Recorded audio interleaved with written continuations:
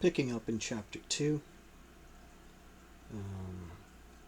of the FRANK&STERN's codification concerning derogatory speech.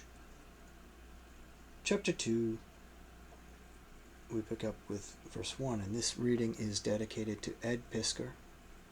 And it's also dedicated to all those responsible for the sped arrow.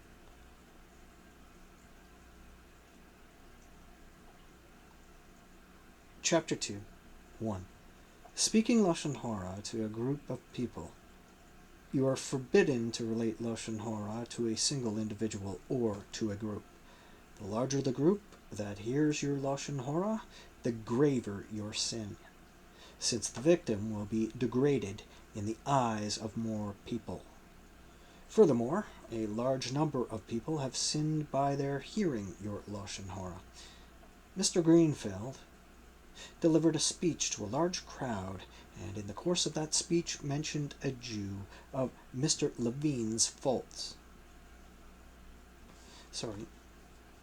Mentioned a few of Mr. Levine's faults. The enormity of Mr. Greenfield's transgression is in proportion to the number of people present.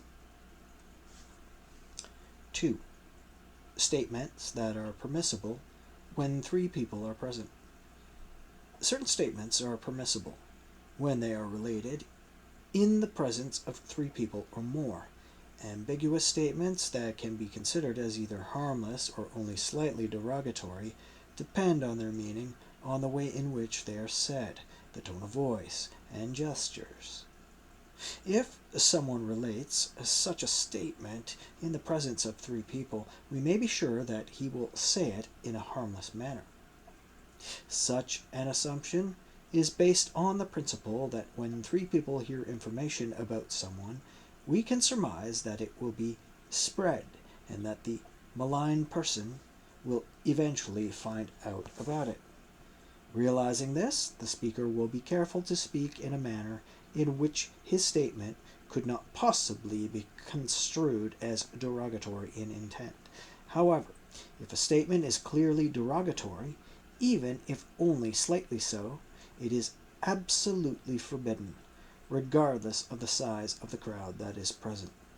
Reuven, a stranger in town, approached Shimon, who, standing in a crowd, "Excuse me, sir," who was standing in a crowd. "Excuse me, sir, do you know where I can find a warm meal at this hour of night?"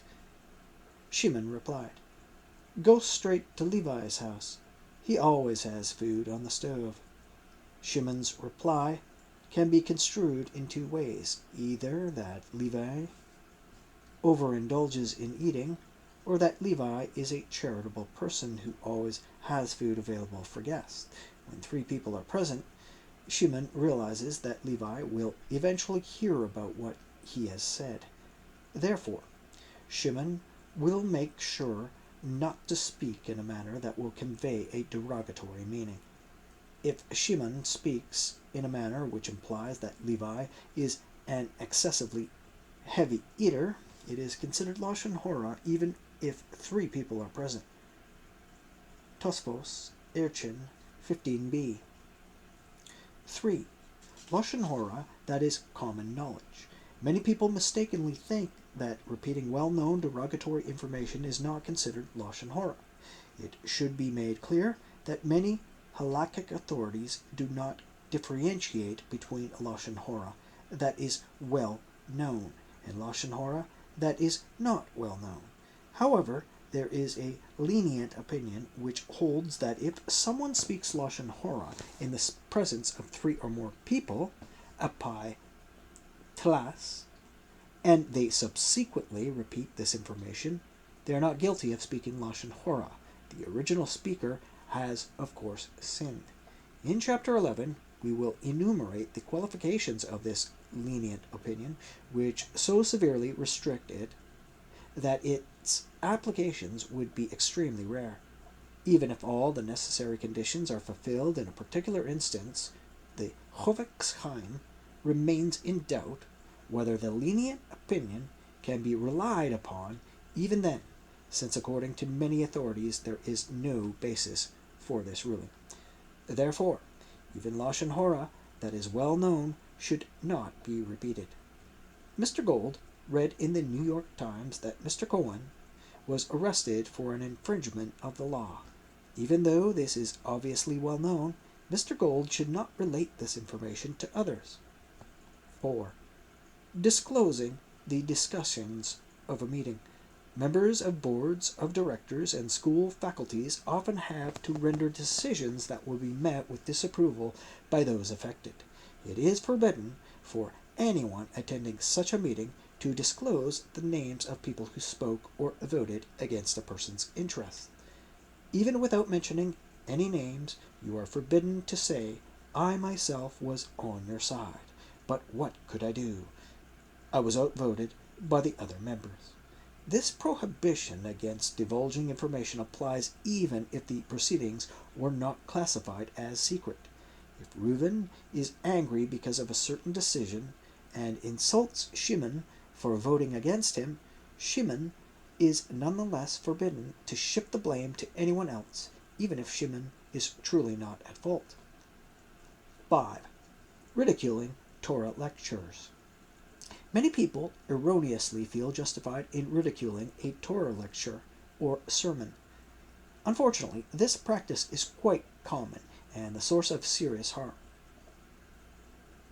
Even if it is true that the delivery was poor or that the content was lacking depth, you are prohibited from mocking or ridiculing the speaker. Your assessment of the lecture is in many instances largely a subjective matter. One person may enjoy light parables, while his friend prefers intricate philosophical discussions. Even though you did not appreciate what was said, others might have. In any event, never belittle the lecturer. If you are sincerely interested in having lectures with higher standards, you should privately and modestly ask the speaker to improve his delivery or content.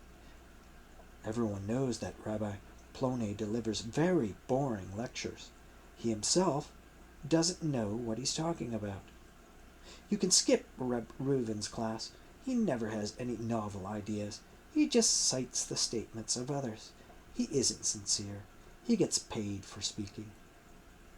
Of course, you are permitted to argue or discuss points which are unclear or with which you disagree, but this must be done respectfully. If a speaker has made remarks which constitute apicorus heresy, you are actually obligated to deride and ridicule him. The prohibition against Lashon Hora does not apply to such a person. There's another example of where derogatory speech is expected of you. Interesting. 6. Private information. If someone tells you private information about his business or any personal matter, you are forbidden to disclose it to others. You are doing so because the person who confided in you financial loss, embarrassment, or other damage. Even if the speaker did not request that the matter remain secret, you are not allowed to repeat it. It is self-evident that the speaker does not want such information to be divulged. However, if that person related information concerning himself in the presence of 3 or more people and did not request secrecy, they are permitted to relate it to others, since the speaker related it to a group of 3 or more people.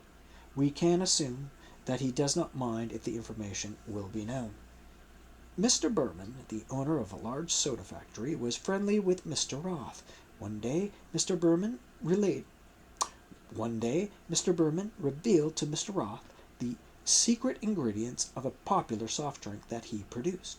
Mr. Roth is forbidden to disclose the ingredients to others, even if Mr. Berman did not explicitly tell him to keep it a secret. Had Mr. Berman told the information to a group of 3 or more people, they would have been allowed to repeat it.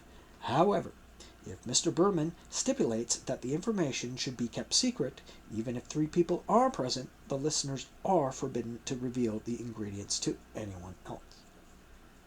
Hannah privately told Leah that she was unofficially engaged.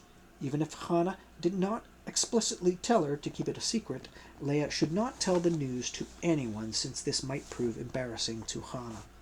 If Hannah announces that she is unofficially engaged in the presence of 3 or more people, she has shown that she does not object to the engagement being known, and the listeners are permitted to repeat the news. However, if Hannah said it's still a secret or don't repeat it, it is forbidden to relate the news to anyone else. 7. When someone tells you about his wrongdoings. If someone tells you about his wrongdoings, you are forbidden to repeat them to others.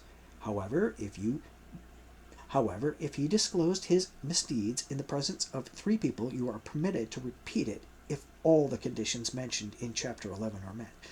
Even if all the conditions are met, you are forbidden to spitefully spread the information in order to belittle that person. Although the speaker has shown that he does not mind if others know about this misbehavior, it is nonetheless forbidden for anyone to deliberately publicize his actions in order to embarrass him. Naomi told Miriam, "I'm not very careful about speaking Lashon Hora." If Miriam was the only person present, she is forbidden to repeat the information to anyone else. However, if Naomi disclosed her fault in the presence of 3 people without indicating that she wants it concealed, Miriam would not be guilty of speaking Lashon Hora if she repeats it. Nevertheless, if Miriam tries to belittle Naomi by relating her shortcomings, Miriam has transgressed, even though Naomi has shown that she doesn't care if others know about it. 8. Secrets. If someone reveals to you some neutral information in a manner which shows that he would like it to be kept a secret, you are forbidden to repeat it to others. This applies even if he does not explicitly tell you to keep the information secret. It is a good habit never to repeat what people tell you unless they explicitly give you permission to do so. In this way, you will never relate information that might cause harm. Binyamin called Mendel away from the group and told him, "I plan to take a trip in 2 weeks. Mendel should keep this a secret." Esther whispered to Yehudis so that no one else should hear, "I have $10,000 saved up in the bank." Yehudis should not repeat this to others. Mr. Mandel mentioned to Sholem, "My cousin told me he visited the Taubes last week." "That's very interesting," said Sholem. "Your cousin always claims that he's too busy to visit me. If he found time for the Taubes, he definitely should have found time for me." Mr. Mandel didn't realize that this apparently harmless piece of information would cause needless animosity. The habit of not repeating unnecessary information about others will save Mr. Mandel from experiencing similar incidents in the future. And that's Chapter 2.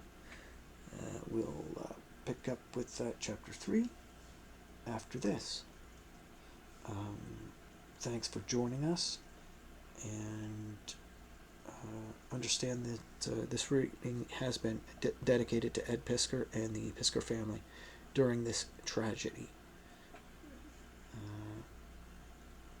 You can look into that on your own and Google either cartoonist kayfabe or Ed Pisker, and see what the situation is. This young man, well, actually he's 40. He unfortunately ended up taking his life after a barrage of Lashon Hora, or derogatory speech, hate, ridicule, disdain, humiliation, etc., etc. There have been many opinions put forth on this topic, and if you're bouncing around YouTube, you will find many of them, including the comments below. Thanks for joining us during this read. See you next time.